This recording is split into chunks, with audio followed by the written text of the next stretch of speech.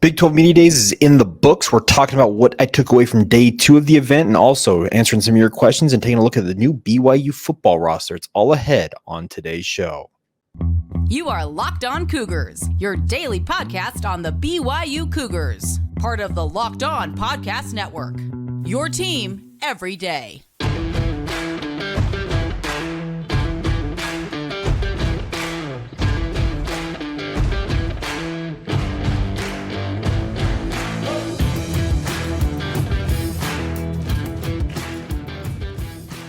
What's up, everybody? I'm Jake Hatch, your host here on Locked On Cougars, your resident BYU insider. Thank you for making Locked On Cougars your first listen of the day. Thank you to all of you for your support of the podcast.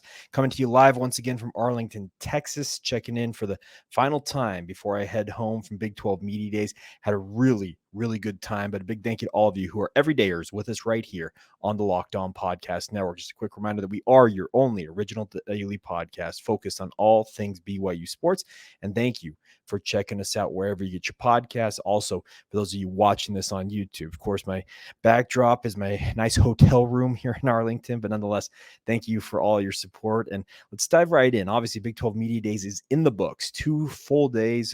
I guess the second day was kind of a half day, but nonetheless, fun event all the way around. Had a great time, frankly. I came down here with the goal to network, to get to know the lay of the land with the Big 12, just to experience Big 12 Media Days, and it did not disappoint.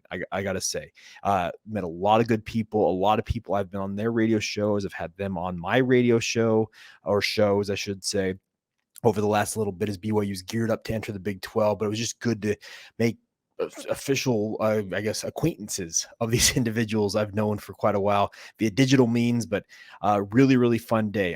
The conversations today, considering BYU was not participating in day 2 of Big 12 Media Days, was more to kind of get a feel for how these coaches feel about facing BYU. Now, that's an interesting conversation because some of these teams will not face BYU, and Mitch Harper, my compatriot over at KSLSports.com, did a good piece on what some of the coaches had to say, and a couple of them were questions I actually asked during the regular media session with these coaches. And I thought the most interesting one to me, maybe not the most interesting, but the most entertaining one to me was Coach Venables. I asked him the question about facing BYU, and he made an interesting point. Coach Venables was actually coaching when the Big 12 officially began. The first Big 12 game officially, I think he said, was Texas Tech and Kansas State in 1996. He was a coach in that game.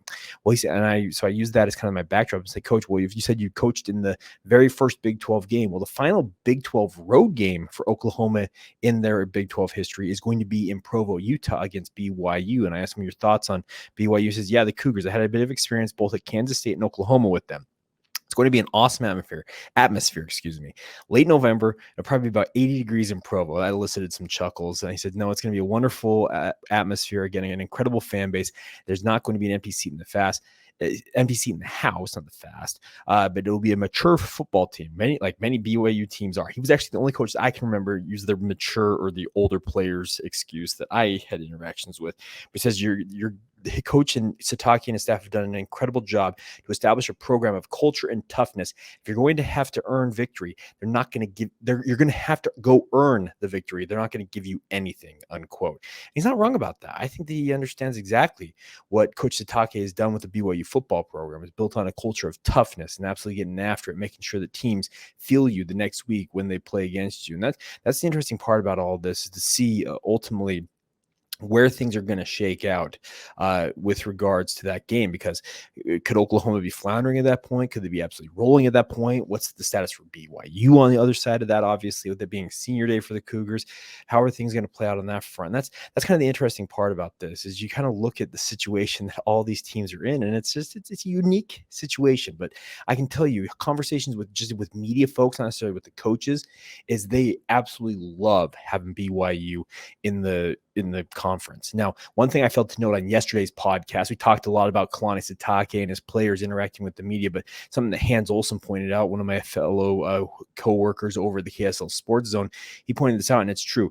Kalani Sitake was the last coach or player at Big 12 Media Days on the first day of Media Days. He held out for every single interview anybody wanted to do with him late into the evening. He could have easily said it's 5 o'clock, because essentially when the coaches were expected to be done. I think it might have been a little late, maybe 5:30, but he easily could have said, okay, I'm out of here. But he hung around and answered every single question, did every media availability he possibly could do for the various people in attendance at this game. And it was a really cool thing. It was really inspiring to see him do that. I think he ingratiated himself in a big way to members of the Big 12 media corps, I guess I should say, but he was already well respected. I really think this is a guy, speaking of Kalani Sitake, the more Big 12 fan bases and Big 12 coaches and administrators and media alike get to know him, they're absolutely going to love him. And I'm not saying that just from my perspective. I just know people who absolutely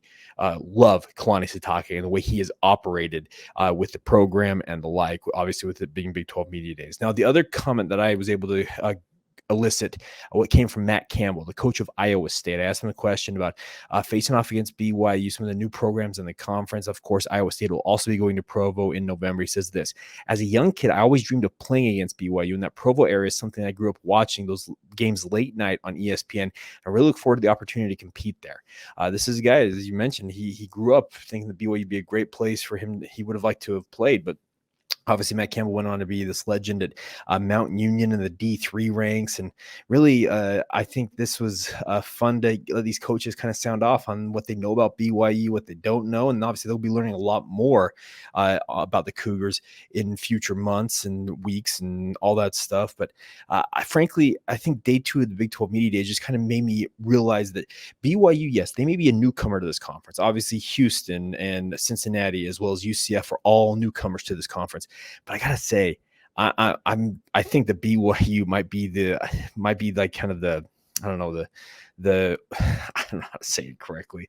Maybe the big boy or like the favorite incoming program, just because of the reputation, obviously the national brand, what they can offer to the Big 12 conference. I could be completely wrong in that assessment, and I'm sure there'll be those from UCF that would say that, in Houston and Cincinnati. But I just know that BYU, the conversations I had with multiple media members, they to a man and woman, they absolutely praise what BYU is trying to do and doing really, really fine work, obviously building their rep. Now, a couple other things is that some of the conversations around the BYU side of things is there are people out there that actually are very, very confident in BYU this season, far more confident than I am. I'm speaking the media that does not cover BYU. I'm not going to name them because this is not on the record conversation, but let me just say this. They think that BYU can be more of a factor than I think BYU can be a factor in the Big 12 this year. Could that be misguided optimism? Could that be them trying to blow smoke at BYU? Yeah, it very well could be that, but they really, really think BYU's got something cooking. And we're just we 50 days away today officially. It's coming fast, folks. So soon enough, we're going to find out and exactly what we need to know about BYU. Now, a programming note for you guys. Lucky enough, I'm actually not flying out till tomorrow. Speaking of Saturday to head home, I decided to hang back a little bit, hang out with some friends that live here in the Dallas area. I'm actually going to the Texas Rangers game tonight. But one thing I did not know, and I put it together while I was down here, is that Southern Utah and Utah Tech, who are members of the WAC, but they're going to be members of what they call the United Athletics Conference, or the UAC, where they've combined with the ASUN to put together a 10-team league for FCS football. Well, guess who BYU's second opponent is? It's Southern Utah. So I'm actually going to head over to UAC Media Day, sit down with Delane Fitzgerald, Justin Miller, their quarterback, and get some thoughts on that game against BYU that we'll be able to bring to you in a future episode of Locked On Cougars as well. So I'm not going to lie. It's been a very fruitful trip. And like I said, I paid my own way to come down here and cover this, but it's been worth every dime, penny, nickel, quarter, dollar, whatever it costs to come down here. I have had the time of my life. And I got to thank all y'all once again. This is, I said it the last 2 episodes as well, but thank you for your guys' support, because it's the support of this podcast that monetarily has paid my way to come down here. Of course, I've had to save and put some of that money away and sock it away for months at a time, of actually years now, to have the money to do this. But it is, like I said, it has been worth everything. It's been worth every sacrifice and everything that I've had to do to get down here. And just once again, a big thank you for all of your support. Now, a couple of you asked about this, and it was something that Mitch Harper wrote about, other people wrote about it. BYU has released a new roster ahead of their upcoming football season. Typically, they don't do this until just before fall camp begins, but I think that just with the new conference, they probably said, hey, let's get those new new rosters out there. There's some guys leaving the program or not on the roster right now, as well as many newcomers to that roster. We're going to break those down here in just a moment. Now, first, a word on our friends over at eBay. New friends with our friends over at eBay. For a championship team, it's all about making sure every player is a perfect fit, my friends. We all know this. Is the same when it comes to your vehicle. Every part needs to be fit just right, and I can speak to this better than most. I just recently got a new car after about 12 years of having the same car. You need to have the right parts. But nonetheless, so the next time you need parts and accessories, head to eBay Motors. With eBay Guaranteed Fit, you can make sure every part you need fits right the first time around. Just add your ride to My Garage and look for the green check to know the part will fit or your money back. That is the best part about it. There's a guarantee there, money back guarantee. Just because, like in sports, confidence is the name of the game when you shop on eBay Motors, and with over 122 million parts to choose from, you'll be back in the game and on the road in no time. After all, it's easy to bring home a win when the right parts are guaranteed. Get the right parts, the right fit, the right prices, all on ebaymotors.com. Let's ride. That's eBay Guaranteed Fit, only available to U.S. customers. Eligible items only, exclusions apply. But once again, that's ebaymotors.com to get taken care of your ride with our friends at eBay. Thank you once again for making Locked On Cougars your first listen today. Thank you to all of you who are everydayers with us here on the podcast. Coming up next week on the podcast, we've got conversations galore with many BYU administrators, coaches, and players from Big 12 Media Days. We'll bring into you Keaton Slovis, Cody Epps, Ben Bywater, Ryan Rico. Who else was down here? I got them all queued up. So we'll have those over the coming days and weeks, as well as other conversations about what's going on with BYU as we get geared up now for training camps, kind of the next road marker I guess I should say, on our way to the 2023 football season. But very much looking forward to having a lot of fun along the way, and hope you guys will be along for the ride as well. All right. A couple of you asked about this earlier this week. BYU has released a new roster. You can go on BYUCougars.com. Any of you can see the new roster with the new number designations for players coming into the program. Now, let's talk first about the guys leaving the program, or currently not on the roster. I'm not saying leaving the program, but currently not on the roster for BYU. There are 5 notable ones. Kyson Hall, of course, the younger brother of Jaron Hall and KJ Hall, who have played at the BYU football program. Kyson was a fantastic wide receiver in the Maple Mountain football program, but has really kind of been beset by injuries so far during his time at BYU after returning from a mission for the Church of Jesus Christ of Latter-day Saints. Could he be nursing a long-term injury? Could he have decided, I want to do something different? I don't know the status, but I just know that he has stepped away from the program for the time being. Joshua Larson, who we actually just recently did a player countdown series short on YouTube on, has stepped away from the program. That was a bit of a stunner to me. Josh recently got married, so maybe priorities have changed. I don't know, but he's currently not on the roster. Surprising one in Soljay Maiava-Peters, one of the heroes of the bowl game last year. The way it's been described to me is it is a personal matter.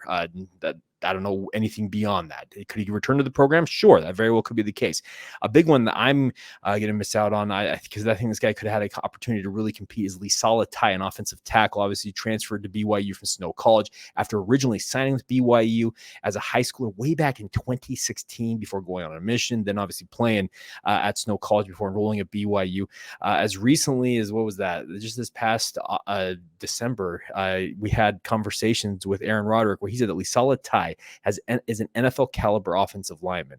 Don't know what his status is, but hope that he returns to the program. And also Micah Wilson, not on this. Micah was already, I think, pretty well known. It was kind of an open secret that he has had just so many health concerns, injuries, nagging injuries that really just have made him decide, you know what, I want to move on with life. So I wish nothing but the best for Micah in particular, but the other 4 are interesting to me. Could they return to the program? Sure. Could Micah return to the program? Sure. Like, they could change their mind and return to the program, I'm sure, in certain circumstances, but it's obviously they're going to have to handle their business. So that's the information I know about the guys who have departed the program. But on the guys who are coming in, there's a number of them. I think BYU is going to have somewhere around in the vicinity of 50 new additions to the roster this year, whether that's via transfer portal, junior college transfers, high school signings, return missionaries coming into the program, walk-ons joining the program. I've been told it's somewhere around the 50 player mark. It's a ton of turnover, but BYU is not alone in that turnover. There are so many programs out there with the transfer portal in its heyday right now. There's just so much change going on with these college football programs. So you've got a bunch of guys who have enrolled in school. Jake Eichhorn is going to wear the number 56. Caleb Etienne is officially officially on the roster for BYU. Dylan Flowers, a transfer from Southern Utah. Camden Garrett, a transfer from Weber State. Like a lot of the big names that BYU fans, you out there in Cougar Nation, have been waiting to enroll at BYU are officially on the roster and enrolled and will be part of BYU's upcoming training camp. First day of reporting is July 31 for BYU. First day of practice is supposed to be August 1st. That's the current expectation per BYU Sports Information. So stay tuned for that. We've got to get just through the end of this month, folks, and away we go. We're off and rolling into the 2023 football season. Now, a number of freshmen have been added to the roster. Jackson Bowers, John Henry Daly, CLA Sarah, Miles Hall, Jake Hill, return missionary, Weston Jones, another return missionary, LJ Martin, of course, the four-star signing at running back, JoJo Phillips, he's enrolled. So BYU, the roster, you can go to BYUCougars.com right now and see the new roster, and those are going to be your guys. Speaking of who you'll be on the lookout for this season for BYU, and I'm pretty bullish on BYU's roster. I think they've developed quite a bit of depth at critical positions. Obviously, that will be proven or borne out on the gridiron this fall, but I'm very, very intrigued with how the coaches went about building this roster for their first foray into Big 12 football. And like I said, I could be completely wrong about this. My gut feeling could be off on it, but I'm intrigued by how BYU went about their roster building this offseason. Now, is it a perfect science? No, it never is. Just like recruiting, using the transfer portal to supplement, it's a crapshoot. You're bringing in guys who there was a reason why a number of them left the programs they were at, and obviously you're doing your best to vet their background and understand, hey, why are you coming here? Like, what was the situation in your previous school, to make sure you find the right fit. And we all know that BYU is such a unique environment. Obviously, sponsoring institutions, the Church of Jesus Christ of Latter-day Saints, they obviously have to abide by the honor code and the stringent rules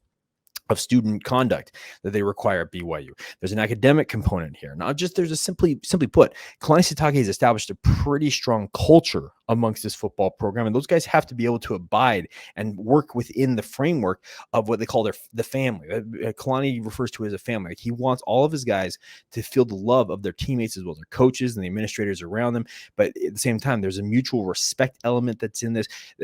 He is so big on culture. He is so, and you heard yesterday on the podcast, if you have not gone back, and by the way, if you did not see the conversation that I had with Tom Homo, BYU athletics director, one-on-one, I encourage you to just stop the podcast right now, go listen to that, and then come right back to this episode. But he talked a lot about what Kalani has done, just building the culture. He said he's been absolutely masterful in doing that, and it's taken Kalani. He took his lumps early. Trust me, there were times that some people thought that he may lose control, and ultimately it may cost him his gig early on in his BYU tenure. But to Kalani's credit, he absolutely fixed the issues that he had in that program, and he has built a fantastic culture now. Players praise it all the time. And I can't say enough about what Kalani means to the BYU football program. He is the best representative out there that I could imagine for BYU football right now. This is a guy, grew up a BYU fan, lived his dream. I've told you this before on the podcast, lived his dream of playing for Lavelle Edwards, obviously. And then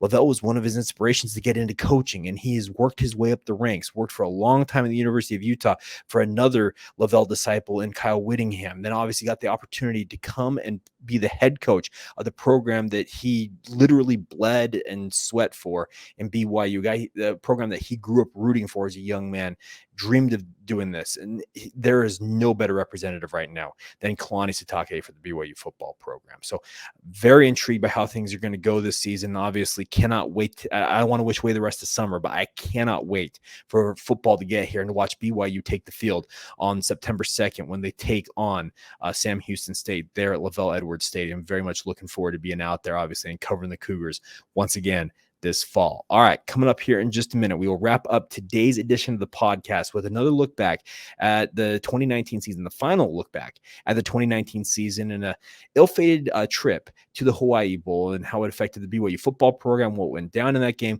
We'll talk about all that here in just a moment.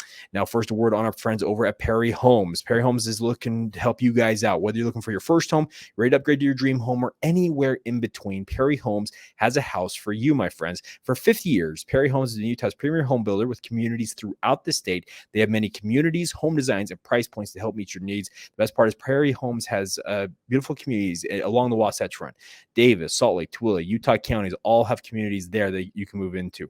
Or they also have multiple communities in Washington County near St. George if you want to move down to Red Rock country. They offer over 50 unique home designs from ramblers to 2 stories to townhomes and anything in between to make sure they fit your needs, like I mentioned once again. And they're offering generous financing incentives through their preferred lender right now as well. So visit perryhomesutah.com to see what's new in Utah's finest neighborhoods. That's perryhomesutah.com to learn more now. For 50 years, Utah has been coming home to Perry Homes.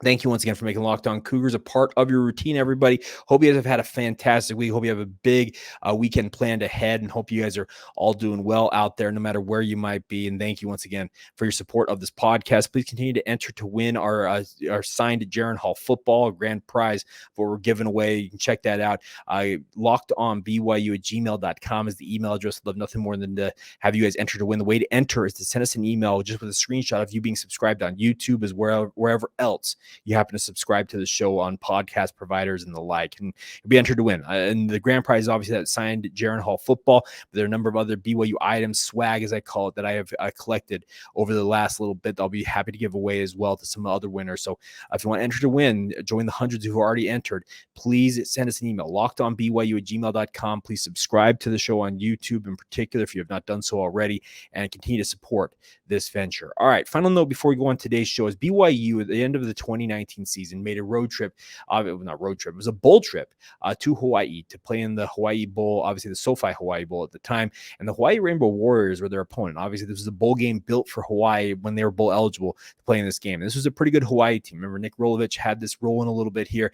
He had Cole McDonald was his quarterback, Old McDonald's, I think some BYU fans were calling him in this game. But BYU went into this game feeling like, okay, this Hawaii team, they've been very good at home, but we should be able to handle our business, obviously playing them in this Hawaii Bowl. And BYU, to their credit, I hung in there tough. Zach Wilson had a decent game passing. 24 of 40, 274 yards, 0 touchdowns, 2 interceptions. Those did hurt BYU's chances in this game. But BYU, they ran for 231 yards. Tyler Algier had 8 carries for 77 yards, kind of foreshadowing what he was going to become for BYU at running back, with 77 yards, averaging 9.6 yards per carry. Zach Wilson ran for 2 touchdowns in this game. Lopini Katoa had a touchdown run. Micah Simon had a touchdown run, but it's the touchdown run that did not count that may have crippled BYU's chances the most in this game. And if you recall it, Zach Wilson is sprinting towards the end zone, gets upended, and gets helicoptered in the air. I am 110% convinced that that ball crossed the goal line, because ESPN is a cheap you-know-what when it comes to those games out in Hawaii, apparently. They couldn't put a bloody camera on the goal line to confirm that Zach Wilson and that football crossed the goal line. What an absolute cluster that was. And I believe he fumbled it away or whatever it was. It was abysmal. Yeah, he did fumble it. It was lost. That's obviously BYU lost those points on that. And that obviously in the end, BYU loses this game 38-34 now. Also, there's one other play in this game. And if you recall, late in this game, BYU is trying to grind the clock out. They have a critical down. I think it was third down. I'm almost certain it was third down. It had to have been. But they were gonna try and convert the first down and get it. Now, BYU would use this play in the past where you'd have a guy like Micah Simon, I think is the most notable one who had done it. He would kind of like act like he's in motion, but would kind of slow play it and then trying to creep up behind center and do a silent count snap and then dive forward. I think it was a short yardage situation. Well, let's just put it this way. It did not work out because BYU called timeout just before that play. Now, I'm giving a little bit of the backstory. I think I've told this story before, but if I've not, BYU's coaches weren't all on the same page with that call. That it was not relayed to certain coaches, most notably Kalani Sitake. That's what the plan was. And he kind of saw the clock grinding down. I was like, hey, we got to call time, and calls timeout and killed the chance for BYU to do it. They don't get the first down on the next play. They kick it away, and then Hawaii comes down the field. It was Cole McDonald throwing his 4th touchdown pass of the night as they get the win over BYU, and just a disappointing loss, 38-34, sinking BYU to 7-6 on the year. BYU lost a game where their defense, folks, gave up exactly 2 total yards rushing. Yes, you heard that right. An average of 0.1 yards or less than that for the Hawaii football team. Miles Reed was their leading rusher with 17 yards on the game. You want to know how they won? Cole McDonald was 28 of 46 for 193 yards, 4 touchdowns, 0 interceptions, absolutely masterful performance. JoJo Ward and Jared Smart, both of them 7 receptions. Jason Matthew Sharsh also had that. JoJo Ward, 159 yards. Smart, 142 yards. Just incredible passing numbers. And that's how Hawaii won a game that they ran the ball for exactly 2 official yards in this game. BYU should have had one on 2 different plays. I don't mean to bring it down to just 2 plays simply, but in the game of football, folks, most coaches will tell you there's between 4, 5, 6, 7 plays in any given game that really kind of it's kind of a knife edge. It balances on those plays. And those 2 in particular, Zach Wilson getting that fumble when I am convinced he'd already crossed the goal line and should have had a touchdown. And then also the timeout on that play, because they had it set up. If you go back and watch the film, I've watched it enough. BYU had the advantage numbers-wise to get that first down there. To get that first down, there's no timeouts remaining. I'm pretty certain maybe just 1 for Hawaii, and you grind that clock out and you get out of there with a victory. It's disappointing the way that season ended, but nonetheless, it's kind of how the cookie crumbles. And unfortunately, BYU came up on the short end in that game. But yeah, it sunk BYU to 7-6. Very much a disappointing end to an otherwise crazy year. Think about how we started this. BYU getting absolutely curb stomped by Utah. Then they get the thrilling wins over Tennessee and USC. Then it's just up and down the rest of the way. 3 different quarterbacks played this season. Just crazy things happen in 2019. Well, how would 2020 unfold? And we'll start breaking that down coming up on our Monday edition of the podcast. So thank you once again for your guys' support of the podcast. Thank you for making it your first listen today. Thank you for just everything, frankly. This is my final dispatch from Arlington. Next time we talk, I'll be back at my home studio where I typically record the podcast, coming to you guys on Monday. Something crazy happens over the weekend. May break in and do that as well. But my final stanza from here in Arlington, and cannot thank you guys enough once again for your support of this venture. Thank you once again for making it your first listen. Thank you to all of you who are everydayers with us here on the podcast. And until Monday, my friends, have a great weekend. I'll reconvene then and talk some more BYU sports. Have a great weekend once again. This has been the Locked On Cougars podcast. See ya.